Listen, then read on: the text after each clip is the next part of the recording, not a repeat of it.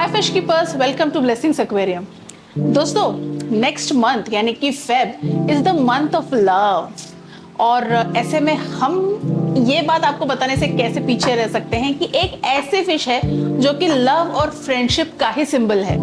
चलिए आज इसी फिश के बारे में बात करते हैं। तो दोस्तों, आज की जो ये हमारी फिश है ना, ये इनके ऊपर के कलरफुल पैटर्न्स, मेस्मराइजिंग पैटर्न्स और इनके जो कलर कॉम्बिनेशंस है ना, ये इस फिश को एक लिविंग आर्ट बना देती है। राइट कंडीशंस में ये डिकेड्स तक जिंदा रह सकती है एंड साथ ही साथ 3 फीट तक ग्रो हो सकती है।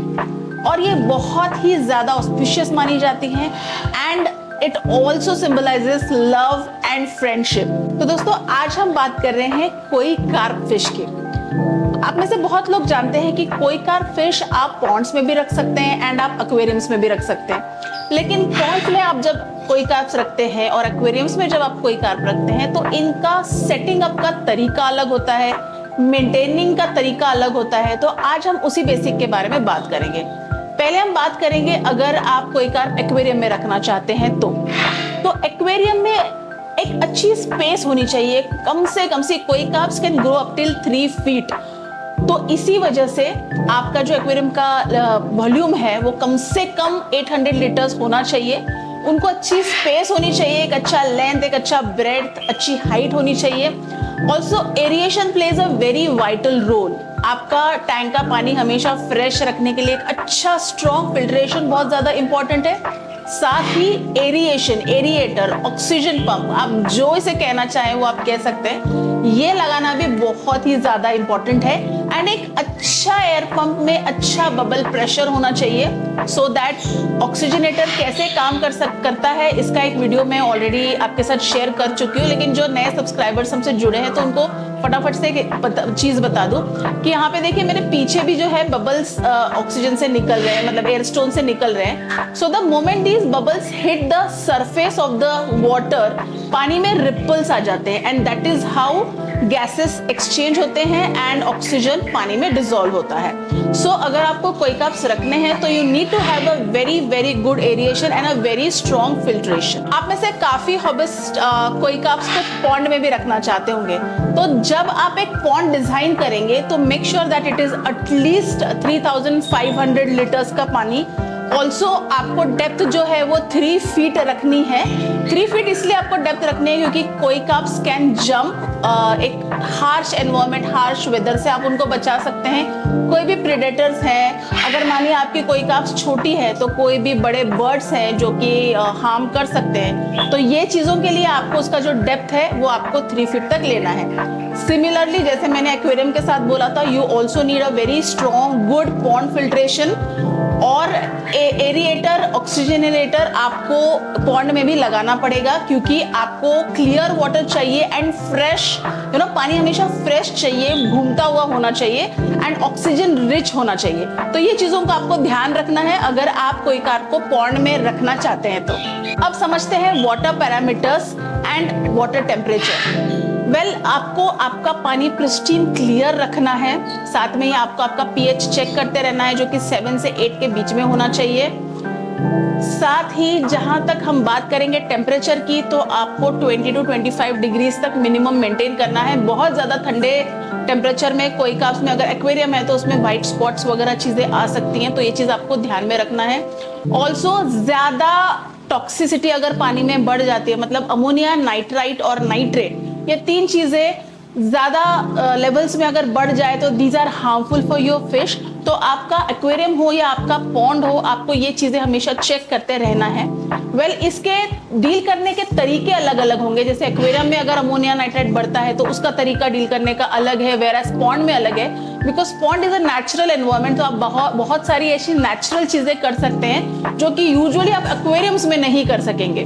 बट आपको ये चीजों पे ध्यान देना है। आपको रेगुलरली पीएच चेक करना है, आपको रेगुलरली वाटर टेस्ट किट्स लेकर टेस्ट आपको कैरी आउट करना है। अमोनिया, नाइट्राइट और नाइट्रेट के लेवल्स आपको चेक करने हैं।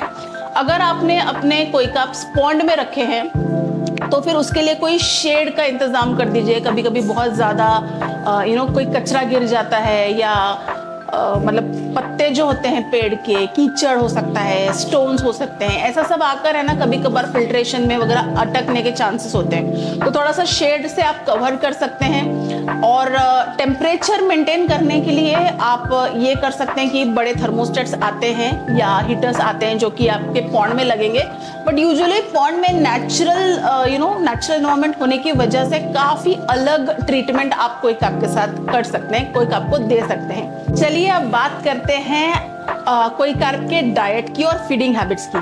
तो koi carps are omnivorous with hearty appetites, मतलब वो प्लांट्स और एनिमल्स दोनों खाते हैं। एंड एनिमल्स मतलब छोटे छोटे इंसेक्ट्स, एंड वो बहुत अच्छा उनका एपेटाइट होता है।